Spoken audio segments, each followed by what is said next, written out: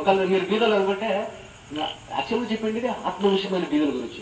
కానీ మీరు అనుకుంటారు సరే బీదలు అయినా మీరు ధన్యులు. పరలోక రాజ్యం ఎవరిది? ఎవరిది? ఎవరు బీదలు అనుకుంటారు వాళ్ళంట.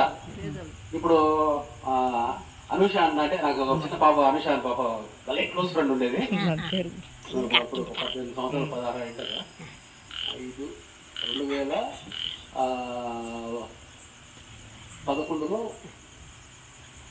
2011లో ఆ పాపకు 5 సంవత్సరాలు అంటే ఇప్పుడు 18 సంవత్సరాలు అంటే పాప అమెరికాలో గుర్తుపెట్టుకునే పేరు. ఇప్పుడు హరిషాకు నేను ఎన్ని చెప్పినా కానీ వాక్యం అంటారు, ఇంటికి పోతారు, మర్చిపోతారు.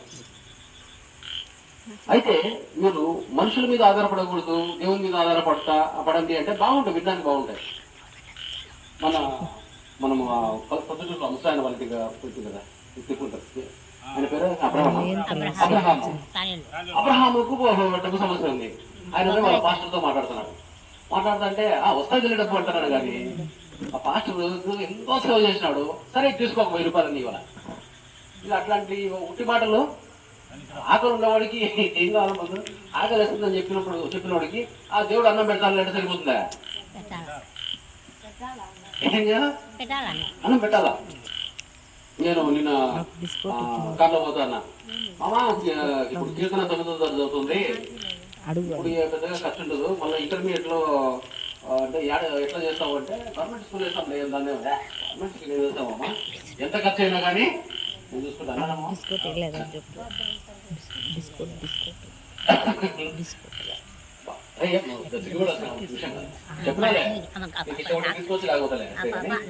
అట్లనే ఇక్కడ ఉన్న వాళ్ళ పేర్లు వచ్చిన వాళ్ళ పేర్లు ఎవరెవరైతే నా సంరక్షణలో ఉండాలంటారు అనుకుంటున్నారు అంటే మీ పెద్దలు ఉంటారు, మీ ఇంట్లో మిమ్మల్ని చూసుకునే వాళ్ళు ఉంటారు.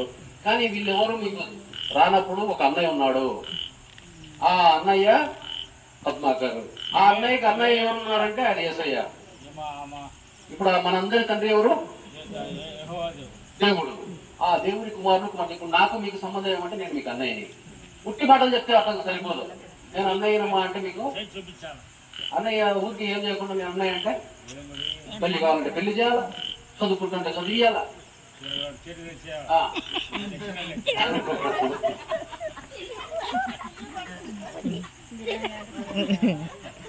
ఇప్పుడు ఎవరి కొడుకు రాజము మీది నాది కాదంటున్నారు.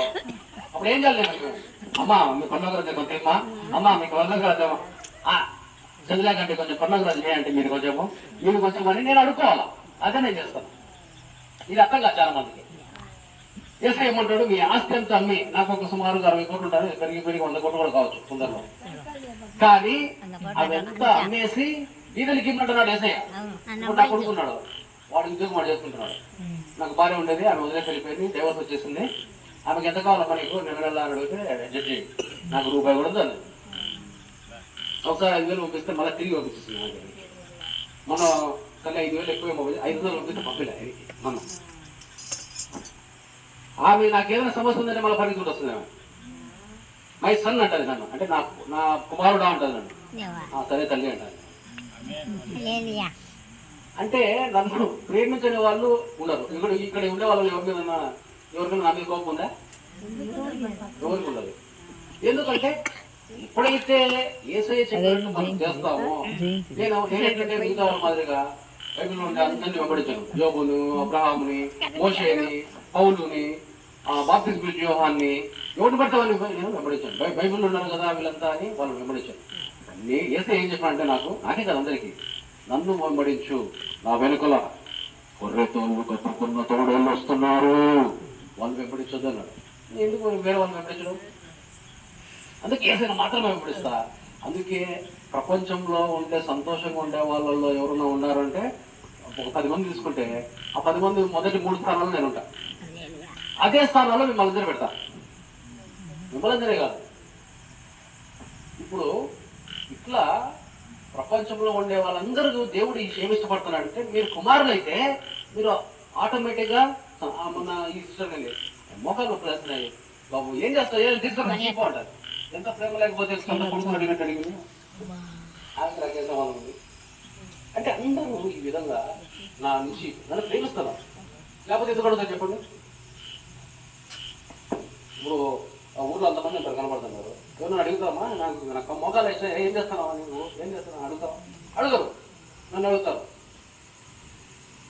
అయితే మీలో ఇప్పుడు నేను పొరపాటున మీకు ఒక చీర ఇస్తా, మళ్ళీ ఇంకొక చీర ఇస్తా, ఒక చిన్నలు అనుకోండి. అప్పుడు మీరేం చేయాలంటే మేము పాతది ఇచ్చేయాలి వాళ్ళకి. అది ఇచ్చేది మనకు వచ్చినప్పుడు ఏమవుతుందంటే దేవుడు మనకు సమృద్ధిగా వేస్తాడు.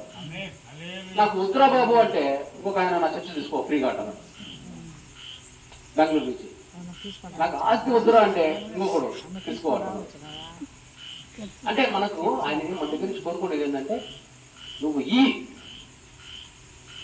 అందరూ దేవునికి అక్కడ కనుక పెట్టి ఉంటుందంట. చూస్తూ ఉంటాడు, చూస్తూ ఉంటే అందరూ కనుకేసుకుని కనుక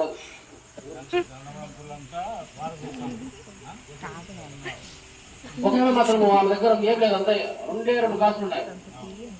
అదేంటంట ఎంతోమంది ఇంకా బంగారు నాణ్యాలు వేసుంటారు, సాంబ్రాన్ని పెట్టింటారు, చాలా చాలా గొప్పలు పెట్టింటారు. కానీ అయ్యి ముస్లామే పెట్టింది, 2 నాణ్యాలు వేసింది, అదే ఆమె దగ్గర మొత్తం పెట్టేసింది ఆమె. కానుక పెట్టెలో తమ కానుకలు వేస్తున్న ధనవంతులు ఆయన పాల్గొంటారు. ఒక బీద విధవరాలు అందులో 2 కాసులు వేయించుండగా ఆయన చూచి ఈ బీద విధవరాలు అందరికంటే ఎక్కువ. ఇప్పుడు నేను తీసుకొచ్చి ఒక కట్ట వేసిన, ఒక 500 రూపాయల కట్ట. పిలుపు మామ అంటున్నాడు 14,000 వేస్ట్. దేనికి మరి వాడు ఉండేదంట ఒక 1% కూడా కాదు చేసిన. ఈమె ఉండేదంట 100% వేసేస్తుంది ముఖం. ఎవరు పెట్టారు? ఇప్పుడు ఆయన లెక్కలు వేరే, మన లెక్కలు వేరే. మనమేమనుకుంటాము, ఇల్లు కట్టుకుందాము, సంపాదించుకుందాము, దాచుకుందాము. ఎందుకంటే కష్టపడిందాము, ఒక రోజు ఆకలి ఉంటుంది. ఒక వారం రోజులు పిలుపున్న అన్నము నీళ్ళు లేకుండా కీర్తన చిన్నగా ఉన్నప్పుడు ఇబ్బంది పడ్డారు, ఇల్లు లేక. అప్పుడు జొన్నలు దొరికితే జొన్నలు వేరే వాళ్ళు మీట పెట్టుకోవాలంటే ఆ జొన్నలు తిన్నారంట. అట్లా కష్టపడ్డాడు ఆయన పాపం.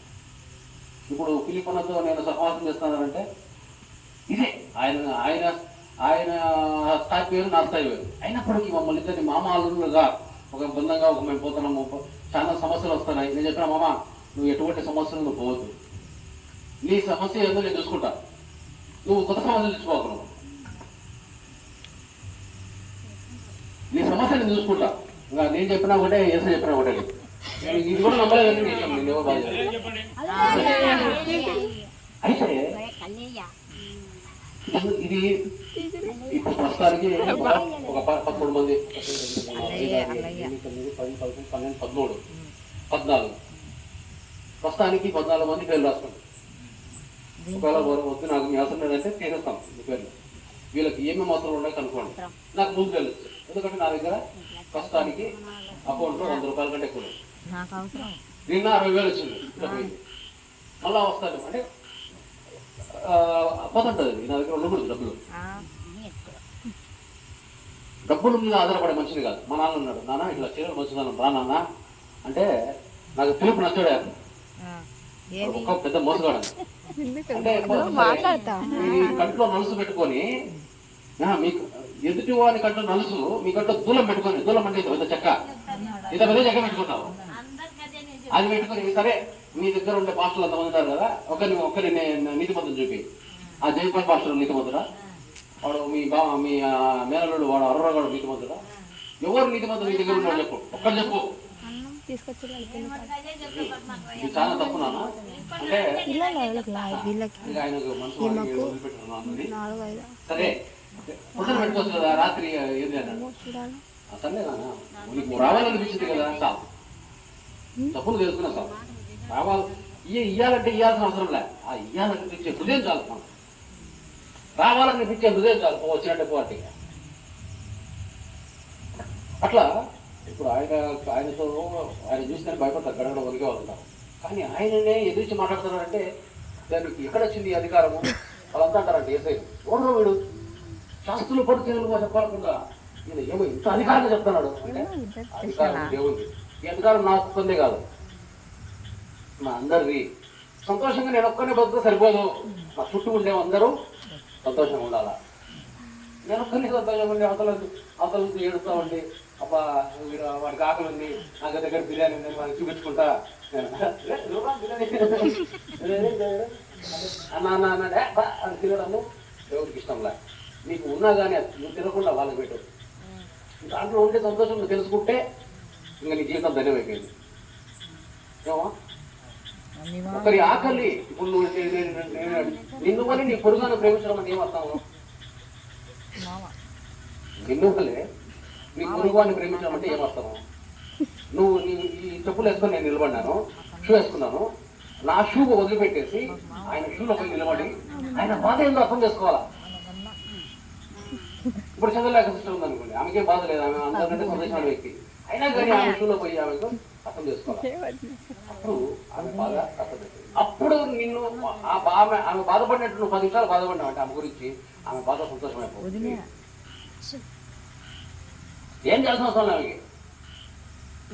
చంద్రలేఖ అంటే నేనున్నా మీకోసం అంటే చాలు, ఆ బాధ బయలు అంతే.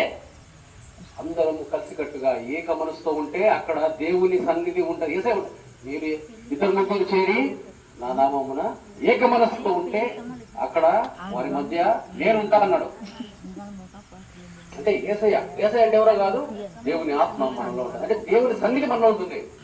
దేవుని సన్నిధి మన దగ్గర ఉంటే మనం దేనికోసం భయపడమా? ఎవరి కోసం భయపడాలా? ఇప్పుడు ఈ రాజకీయ నాయకులు, ప్రధానమంత్రులు అంతా పోయి వంగి ప్రార్థన చేసుకుని ఎవరి దగ్గర? స్వాముల దగ్గర, ఇమాముల దగ్గర, దేవుని కుమారుల దగ్గర. వాళ్ళు వంగి కాళ్ళ దగ్గరకు వచ్చి ప్రార్థన చేస్తారు. అంటే వాళ్ళకంటే అధికారులు మనం వాళ్ళు తెలుసు కదా, వాళ్ళు లోకల్ కదా అధికారులు. అంతే. మనము దేవుడు ఇచ్చినప్పుడు దేవుడు అంటే మీకు చాలా మంది తెలియదు. దేవుడు అంటే ఏమనుకుంటారంటే దేవుడు అంటే చిన్న వ్యక్తి ఏమో దేవుడు. ఈ భూమి ఇప్పుడు మనం ఇట్లా చూస్తే భూమి నక్షత్రాలు కనపడలేదు కదా, మామూలు నక్షత్రాలు కనపడతాయి కదా. ఒక్కొక్క నక్షత్రము కొన్ని నక్షత్రాలు సూర్యుడి కంటే 1000 రెట్లు పెద్దది. వర్షం పడింది, వర్షం మోడగా ఇవన్నీ ఎవరు సృష్టించారంటే ఆ దేవుడు. అంటే అంత ఇప్పుడు ఈ భూమి మనం అనుకుంటాం, బా నాకు 3 ఎకరాల పొలం ఉంది, అబ్బా పెద్ద పిస్తాలే నేను. స్థలం అంటే భూమి అంటే ఏమంటారంటే హిందీలో జమీన్ అంటారు. జమీందార్ అంటే స్థలం కలిగినోడని.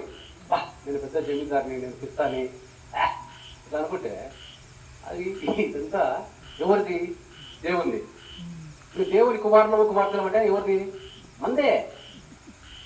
ఏమంటే మనము వాళ్ళు చేసుకుంటారు అంతే. అది ఆ అధికారం ఉంటుంది. ప్రతి ఇంట్లో ఒక గొడవ ఉంటుంది. ఒక ఆర్థిక సమస్య, ఒక కుటుంబ సమస్య కానీ, లేకపోతే మానసిక సమస్య కానీ, లేకపోతే రోగం కానీ, ఉద్యోగం లేకపోవడం కానీ, ఏడుపు కానీ అన్నీ ఉంటాయి. కానీ వానికి మనశ్శాంతి ఉండదు లేకపోతే ఫైనల్గా. వీటికి అన్నిటికీ ఏంటి పరిష్కారం? ఏంటి అంటే దేవుని కుమారులు కుమార్తెలమైన మనమే. మనం ఒక్కసారి వాళ్ళ ఇంట్లో అడుగు పెడితే వాళ్ళకుండే సమస్యలన్నీ పోతాయి. అంటే ఉట్టి మాటతో పోవు, కొంతమందికి ఉట్టి మాటతో పోవు. దేవుని ఆత్మతో మనం నింపబడి మనం పోయినప్పుడు అక్కడ మనలో ఉండే దేవుని ఆ ఇంట్లో ఉండి వాళ్ళకు పక్కన ఉండే సిస్టర్ ఒక బాగాలేకపోతే బాగా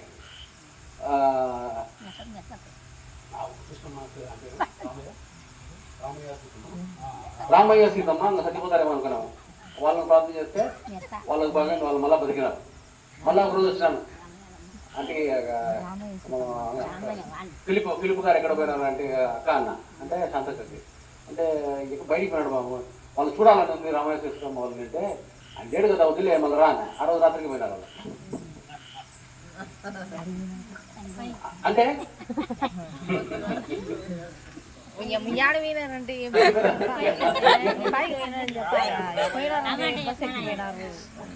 అంటే వాళ్ళకి పోయి ప్రాబ్లం చేయాలని వచ్చినారు. అని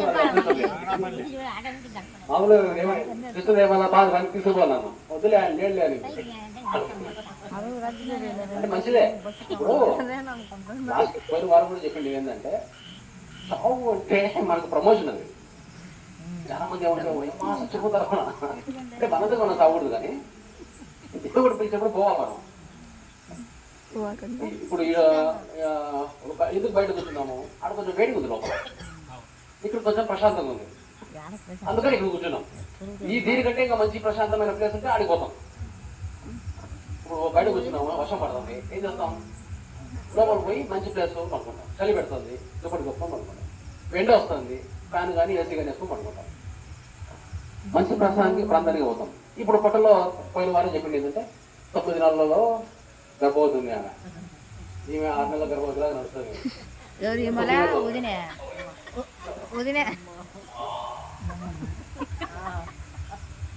వాడు 9 నెలలు అయిపోయింది. 9 నెలల ఒక రోజులకి పుట్టాలి. వాడు పుట్టాలంటాడు. వాడు నాకు లోపలే బాగుంది 10 నెలలు పడ్డాయి. ఇంకా డాక్టర్లు తీయాలంటే వాడు ఒప్పుకోవడంలే, ఈమె ఒప్పుకోవడంలే, అమ్మ ఒప్పుకోవడంలే, లోపల కొడుకోపోదు నొప్పి. మీ గురించి కాదండి, గర్భవతుల గురించి చెప్తాను. గుడాల నుంచి కాదు, గుడాలు కదా. ఆమెకి 2 కొడుకులు ఉన్నారు. ఒకరికి పట్ట, ఒకరికి పొట్ట ఉంది. వాడే నాకు అంకుల్లా ఉంటాడు వాళ్ళ కొడుకు. అయితే అలా చెప్తున్నా. అయితే 11 నెలలు పడింది. ఇంకా 10 నెలలు అయిపోయి వచ్చినాయి. ఇంకా 11 నెలలకు ఏమైంది, వచ్చేవాడు వాడు రావడంలే, తల్లి ఒప్పుకోవడంలే, చచ్చిపోతుంది. చచ్చిపోతారు. ఎందుకు అంటే అయిపోయినప్పుడు బిడ్డ రావాలంటే నన్ను తల్లి వద్దంటాను, నా పట్టణంలో పెట్టుకుంటాను. అలాగా మనకు సమయం అయిపోయినప్పుడు దేవుడు రాండి, మీరు నా కుమార్తెలు, మీకు కుమారుడు, మీరు నా కుమారుడు, ఇక్కడ ఇంకా పని ఉంది, మీకు వేరే పని ఉంది. ఇప్పుడు ఏసై ఇక్కడి నుంచి పోయిన తర్వాత ఆయనకు వేరే పని అప్పచెప్తారు. ఆయన పనులు బిజీగా ఉన్నాడు. మనం ఏం చేస్తాం తెలియక, ఏసయ్య నేను నాకు అరే బాబు, నా ఆత్మ దేవుడు అంటున్నాడు. ఏసై దేవుని కుమారుడు. దేవుడు అంటున్నాడు, నా ఆత్మ మీలో ఉంచుతున్నాను, మీతో ఉంటున్నాడు. మీతో కాదు, పాత నిబంధనతో మీతో ఉన్నాడు, కొత్త నిబంధనలో మీలో ఉన్నాడు ఇప్పుడు అని అంటే. ఇప్పుడు మనలో దేవుని ఆత్మ ఉంటే మనకు దేవుడు అంటే భయం వేస్తుందా? ఇప్పుడు పెద్ద ఇప్పుడు ఆ ఇంట్లో ఒక తెలకొక ఉంది, పొమేలియన్ డాగ్. ఈ చెట్టు ఉంది కదా, చెట్టుకు ఆపోజిట్ తెల్లది ఆ పుచ్చుకు అంటది. ఎవరు కొత్త వాళ్ళకి భయం వేస్తుంది. వాళ్ళ ఇంట్లోకి ఉంటుందా? ఉంటుంది. ఎందుకు? దాంతో దగ్గర ఉంటాడు, దాంతోనే కాపురం చేస్తుంటారు. అంటే కాపురం అంటే దాంతోనే కలిసిమెలిసి ఉంటారు వాళ్ళు, వాళ్ళకి భయం ఉండదు. అట్లా దేవునితో మనం సహవాసం చేస్తాం అంటే, దేవుడు సింహమైనా కానీ, సింహం కంటే బలంగా ఉన్నా కానీ మనకు భయం లేదు. దేవుడు అంత గొప్పవాడు, ఈ భూమాకాశం సృష్టి అంటే అట్లా అంత పెద్ద దేవుడు మనలో ఎట్లుంటాడు? ఎవరికన్నా డౌట్ రాలే? అంత పెద్ద భూమాకాశం సృష్టించిన దేవుడు మన దగ్గర ఎట్లుంటాడు? ఎట్లుంటాడంటే, ఇప్పుడు మా మామకు బైక్ ఉంది, నాకు కార్లో వచ్చిన, అట్లా ఒక ఆటో ఉంది, ఒక ట్రక్ ఉంది. దాంట్లో ఏముంటుంది? పెట్రోల్ కానీ డీజిల్ కానీ ఉంటుంది, ఇంధనం ఉంటుంది దాన్ని పెట్రోల్. ఈ పెట్రోల్ ఎక్కడ దొరుకుతుంది? గల్ఫ్ దేశాల్లో దొరుకుతుంది. గల్ఫ్ దేశాల్లో దొరుకుతుంది, మన దేశంలో ఉండదు. మన దేశంలో కూడా ఉండదు, కానీ దానికి ఎక్కువ ఖర్చు అవుతుంది. అర్థమైందా? అట్లా ఆ యొక్క దేవుని అక్కడ పెట్రోల్ ఎట్లయితే మనం కొనుక్కొని మనము ట్యాంకులు నింపుకుంటాము, అట్లా పెట్రోల్ అతను వింటున్నారా? పెట్రోల్ మన దేశంలో దొరుకుతుంది, కానీ మనం తీయడంలే, ఎక్కువ ఖర్చు అవుతుందని. అక్కడ బావిలో దొరుకుతుంది గల్ఫ్ దేశాల్లో, అక్కడి నుంచి కొనుక్కుంటాం. అది ట్యాంకుల్లో వచ్చి పెట్రోల్ బంకులకు వస్తుంది, పెట్రోల్ బంకుల నుంచి మనం కొనుక్కుంటాం. ఇప్పుడు మనకు ట్యాంక్ ఎంత ఉంటే అంత ట్యాంక్ నింపుకొని పోతే, ఇప్పుడు మన ఫుల్గా నింపుకున్నాం అనుకో, ఇంకా పొద్దుటూరు ఎంత చూసుకోవాలి, మనం చూసుకోవాల్సిన అవసరం లేదు. పోవచ్చు, రావచ్చు కూడా మళ్ళీ ఆయనకి. చాలా మంది ఏం చేస్తారంటే ఫుల్గా నింపుకోరు, చాలే అది ఎర్ర లైట్ పట్టుకుంటుంది, దాని లోపల తక్కువ ఉందని ఒకటి వెలుగుతాడు, దిగుతుంది ఆరోగ్య కల ఎక్కడ ఆగిపోతుంది భయం. వీడు గడిపేవాడు రోడ్డు చూసుకోకుండా పోయమా ఇప్పుడు ఆగిపోతే ఏంటుంది పోయేమో తినబడతాడు. ఇప్పుడు నింపుకోవద్దని చెప్పింది ఎవరు నీకు? నిండా నింపుకోవద్దని చెప్పింది ఎవరు? నిండా ఎవరు చెప్పినారా? మనం నింపుకోవడంలే. అంటే నిండా నింపుకోవాల్సింది లేదు, మన చేతిలో ఉంది. అందుకే ఆత్మతో పూర్తిగా నింపబడితే ఒకడే. ఇప్పుడు మీరున్నారు, మీరు ఒక్కరే చాలు, సైతాన్ని కాలు మీద వేసి పుచ్చేసుకోవాలి. ఎందుకంటే దేవుడు ఆత్మ ఉంది కాబట్టి.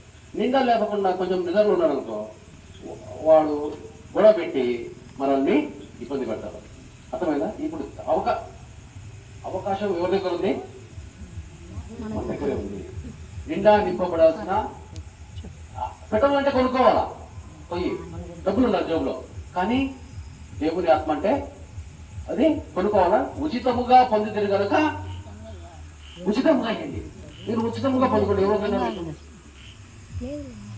అయితే దేవుడు ఇంతగా మనల్ని ఆశీర్వదించి ఈరోజు వాక్యంతో పాటు నేను ఊరికే ఉట్టి మాట కాదు, ఎవరికైనా వేయాల్సిందే కదా. నీ ఆస్తిని మీ బిడ్డలకి ఏమంటే ఎవరికైనా వేయాల్సిందే.